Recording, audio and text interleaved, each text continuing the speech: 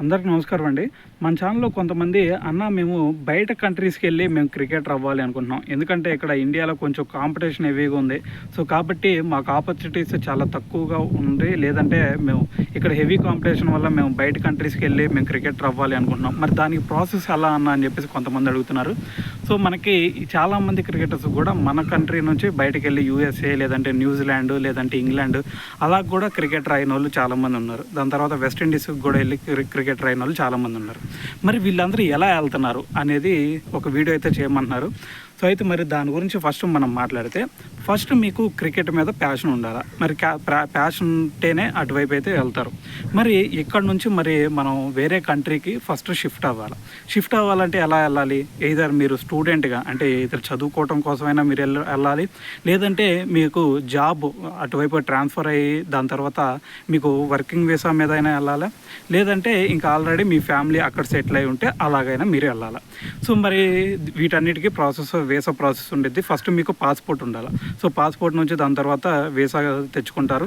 So ఆ process మొత్తం మీకు తెలిసి ఉండాలి. ఒకవేళ తెలియకపోయినా మీకు కన్సల్టెన్సీ వాళ్ళు ఉంటారు, వాళ్ళని అడిగినా సో వాళ్ళు కూడా మీకు చెప్తారు ఫుల్ ప్రాసెస్ ఏంది, ఎలా చేసుకోవాలనేది. సో మరి దాని తర్వాత వెళ్ళారు. మరి వెళ్ళిన తర్వాత మరి ఒక స్టూడెంట్ వీసా మీద వెళ్ళారు. మరి స్టూడెంట్ వీసా అంటే మీకు 2 years ఉండేది. దాని తర్వాత మీకు ఇంకా అక్కడ జాబ్ చూసుకోవడానికి PSW ఇస్తారు. సో అది ఒక 2 years ఎక్స్టెండ్ చేస్తారు. మరి ఈ 4 yearsలోనే నువ్వు క్రికెటర్గా నీ టాలెంట్ని ప్రూవ్ చేసుకోవాలి. మరి ప్రూవ్ చేసుకోలేకపోతే ఇంకా నువ్వు అక్కడ ఇంకా వెనక్కి వచ్చేయాల్సి వచ్చింది. ఏదో జాబ్ అన్నా అక్కడ ఈ 4 yearsలో చూసుకోవాలా. మరి ఇదంతా జరగాలి అంటే కొంచెం కష్టమైన ప్రాసెస్. సో అయితే మరి ఒక 4 years నీకు అక్కడ టైం ఉండిద్ది ఎలాగైనా సరే. మరి ఈ 4 yearsలో నువ్వు క్రికెటర్ అవ్వాలి అంటే ఫస్ట్ నువ్వు చేయాల్సింది ఏంటంటే నువ్వు వీసా ప్రాసెస్ అంతా అయిపోయింది, అక్కడికి వెళ్ళిపోయావు వేరే కంట్రీకి. సపోజ్ న్యూజిలాండే అనుకుందాం. న్యూజిలాండ్ వెళ్ళిపోయావు. న్యూజిలాండ్ వెళ్ళిన తర్వాత ఫస్ట్ నువ్వు చేయాల్సింది ఏంటి అంటే ఎయిదర్ నువ్వు చదువుతున్న యూనివర్సిటీ తరపునైనా సరే నువ్వు క్రికెటర్ ఆడుతూ ఉండాలి. సో అక్కడ ఫేమ్ వస్తే ఆటోమేటిక్గా నిన్ను డొమెస్టిక్ సీజన్లోకి తీసుకుంటారు. మరి అలా కాకుండా నీ యూనివర్సిటీలో నువ్వు ఏదైతే యూనివర్సిటీ పెట్టుకున్నావో చదువుకోవడానికి అక్కడ నీకు ఎటువంటి ఆపర్చునిటీస్ క్రికెట్ ఆడేవాళ్ళు ఎవరో లేకపోతే నువ్వు చేయాల్సింది ఏంటి అంటే నువ్వు అక్కడైతే ఏ ఏరియాలో అయితే ఉంటున్నావో అక్కడ లోకల్ క్లబ్స్ ఉంటాయి. అంటే ఆ క్లబ్స్లో నువ్వు జాయిన్ అవ్వాలి. సో అక్కడ క్లబ్స్లో నువ్వు జాయిన్ అయ్యి అక్కడ నువ్వు రిజిస్ట్రేషన్ చేసుకోవాల్సి ఉంటుంది. ఆ క్రికెట్ అసోసియేషన్ నువ్వు ఏ స్టేట్లో అయితే ఉన్నావో ఆ స్టేట్ క్రికెట్ అసోసియేషన్ తరఫున నువ్వు రిజిస్ట్రేషన్ చేసుకొని ఉండాలి. సో అది ఆటోమేటిక్గా నువ్వు క్లబ్లో జాయిన్ అయిపోతే డైరెక్ట్గా వెళ్ళి నువ్వు క్లబ్లో జాయిన్ అవుతానంటే డైరెక్ట్గా అకాడమీస్ ఉంటాయి కదా. సో అక్కడికి వెళ్ళి నువ్వు కోచింగ్కి నేను వస్తానని చెప్పేసి అక్కడ వాళ్ళతో మాట్లాడుకుంటే సరిపోద్ది. ఇంక ఎక్కువ ప్రాసెస్ కూడా దీనికి ఏమి ఉండదు. సో అక్కడికి క్లబ్స్కి వెళ్ళిన తర్వాత ఆ క్లబ్స్లో కోచెస్ ఉంటారు. సో వాళ్ళతో నువ్వు మాట్లాడుకున్నా సరిపోద్ది అనమాట. సో అక్కడ మాట్లాడుకున్నావు. దాని తర్వాత క్లబ్ టీమ్స్ వేరే క్లబ్స్ ఉంటాయి కదా ఆ ఏరియాలో. సో ఆ క్లబ్స్ మధ్య మ్యాచెస్ అయితే జరుగుతూ ఉంటాయి. ఆ మ్యాచెస్లో నీ పర్ఫార్మెన్స్ మంచిగా ఉంటే ఇక్కడ ప్రాక్టీస్ సెషన్ నెట్స్లో నువ్వు ప్రాక్టీస్ చేస్తూ ఉంటావు కదా.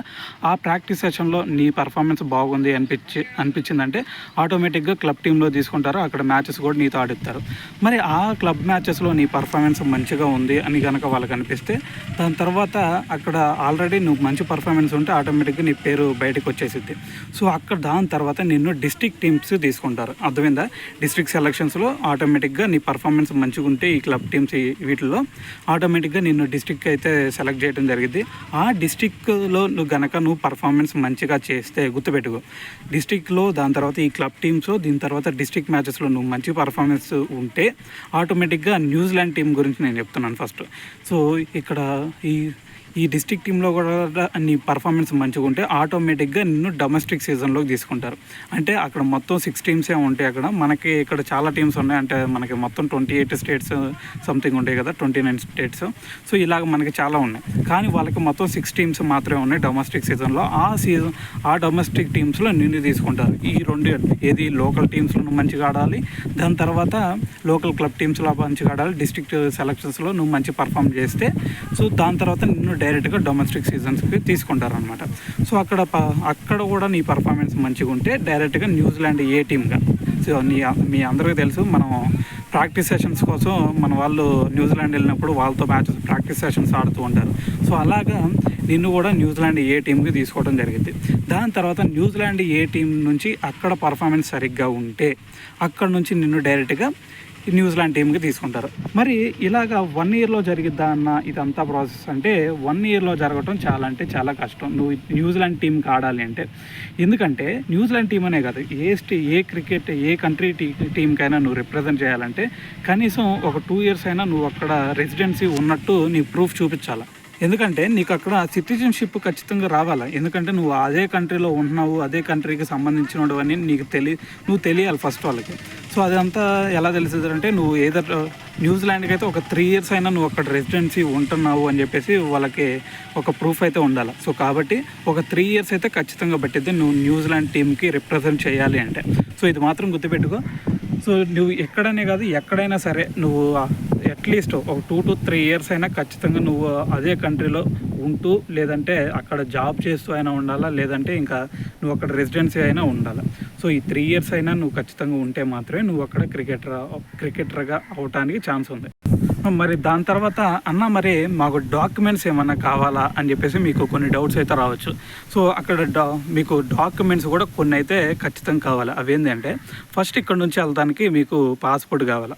సో పాస్పోర్ట్ కావాలంటే ఆటోమేటిక్గా మీకు పాస్పోర్ట్కి సంబంధించి మీకు చెకింగ్ ఉండేది, పోలీస్ ఎంక్వైరీ ఉండిద్ది. దీని తర్వాత ఇవన్నీ మీ అందరూ తెలిసిందే. సో అవన్నీ కంప్లీట్గా వాటి గురించి మీ అందరూ తెలిసిందే కాబట్టి సో పాస్పోర్ట్ ఉండాలా. దాని తర్వాత వీసా ఒకటి ఖచ్చితంగా ఉండాల్సిందే. ఎందుకంటే మీరు ఇక్కడ నుంచి వెళ్ళేటప్పుడు ఆ 2 ఉంటాయి కాబట్టి అవి ప్రత్యేకంగా చెప్పుకోవాల్సిన అవసరం లేదు, పాస్పోర్ట్ వీసా.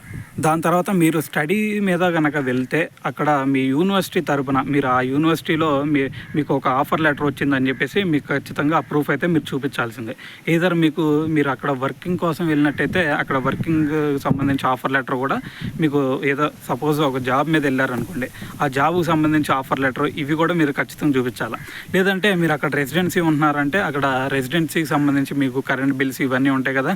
సో అక్కడ రెసిడెన్సీ మీరు ఏవైతే పే చేస్తూ ఉంటారో సో అవి మీరు ఖచ్చితంగా మీకు పే లిస్ట్ ఇవన్నీ ఉంటాయి కదా. సో ఇవన్నీ మీకు ఖచ్చితంగా చూపించాల్సిందే. సో ఇదండి ఫుల్ ప్రాసెస్. మీకు అర్థమైందని అయితే అనుకుంటున్నాను. అయితే మీరు మరీ కష్టపడాల్సిన అవసరం లేదు. మీరు ఒక స్టూడెంట్గా అయితే ఇక్కడ నుంచి వెళ్తారు. సో దానికి సంబంధించి మీకు ప్రాసెస్ అంతా తెలిసిందే అనుకుంటా. పాస్పోర్ట్కి ఎలా అప్లై చేయాలి, వీసా ఎలా తెచ్చుకోవాలి, అదంతా మీ అందరూ తెలిసిందే. ఒకసారి మీరు అక్కడ స్టెప్ ఇన్ అయిన తర్వాత మీరు క్రికెట్ క్లబ్స్ ఎక్కడ ఉన్నాయి మీ చుట్టుపక్కల, మీరు ఎక్కడైతే స్టే తీసుకుంటారో అక్కడ దగ్గరలో క్రికెట్ అకాడమీస్ ఎలా ఏముండే, క్లబ్స్ ఎక్కడ ఉన్నాయి అని చెప్పేసి మీరు చెక్ చేసుకొని అక్కడ డైరెక్ట్గా వెళ్ళి మీరు మాట్లాడుకుంటే సరిపోయింది. సో ఇది ఒక ప్రాసెస్ అనమాట. సో దాని తర్వాత ఆటోమేటిక్గా మీకు వాళ్ళే ఏం చేయాలి అనేది ఆటోమేటిక్గా వాళ్ళే చెప్తారు. సో మనం ఏవైతే రిక్వైర్మెంట్స్ కావాలని చెప్పామో సో అవే కావాలన్నమాట. సో ఇంతకంటే కష్టం ఏమి ఉండదు. సో కాకపోతే మీరు ఆ కంట్రీకి రిప్రజెంట్ చేయడానికి ఖచ్చితంగా 3 ఇయర్స్ టైం అయితే పట్టిద్ది. ఇది మాత్రం గుర్తుపెట్టుకోండి. వెళ్ళిన 1 సంవత్సరంలోనే మీరు క్రికెటర్ అవుతాను అని అయితే హోప్స్ అయితే పెట్టుకోమాకండి. దాని తర్వాత ఇంకోటి, మీరు వెళ్ళే వే ఏదన్నా ఉంది అంటే మీరు ఆల్రెడీ ఇక్కడ మన కంట్రీకి రిప్రజెంట్ చేసి, సో ఇక్కడ కనుక మీరు ఇండియా టీంకి లేదంటే ఇంకా ఏదన్నా మీరు స్టేట్ టీంకి ఇలా ఆడి కనుక మీరు మీ పర్ఫార్మెన్స్ హై లెవెల్లో చూపించుకోగలిగితే ఆటోమేటిక్గా మీరు అక్కడికి డైరెక్ట్గా మీరు వాళ్ళ కంట్రీ తరఫున ఆడాలి అనుకుంటే మీరు డైరెక్ట్గా వాళ్ళకి అప్లికేషన్ పెట్టుకొని అలాగ కూడా వెళ్ళే ఛాన్సెస్ ఉంటాయి. సో కాబట్టి మీరు ఇప్పటివరకు ఏ గేమ్ ఆడకపోతే, మీరు ఏ స్టేట్కి ఏ కంట్రీకి రిప్రజెంట్ చేయకపోతే మీరు వెళ్ళాల్సిన ప్రాసెస్ అంతా ఇదన్నమాట. సో ఇది మాత్రం గుర్తుపెట్టుకోండి. సో దీని తర్వాత మీకు ఇంకా ఏమైనా డౌట్స్ ఉంటే మన కామెంట్లో అయితే అడగండి. దీని తర్వాత ఇంకా మీ ఫ్రెండ్స్లో ఎవరైతే క్రికెటర్ అవ్వాలి అనుకుంటున్నారో, లేదంటే ఇంకా ఎవరన్నా వేరే కంట్రీస్కి వెళ్ళి అక్కడ క్రికెటర్ అవ్వాలి అనుకుంటున్నారో వాళ్ళకి కూడా ఈ వీడియోని అయితే షేర్ చేయండి. దాని తర్వాత దీనివల్ల మన వీడియోస్కి కూడా కొంచెం వ్యూస్ పెరిగే ఛాన్స్ ఉంది, మన ఛానల్ కూడా గ్రో అయ్యే ఛాన్స్ అయితే ఉండేది.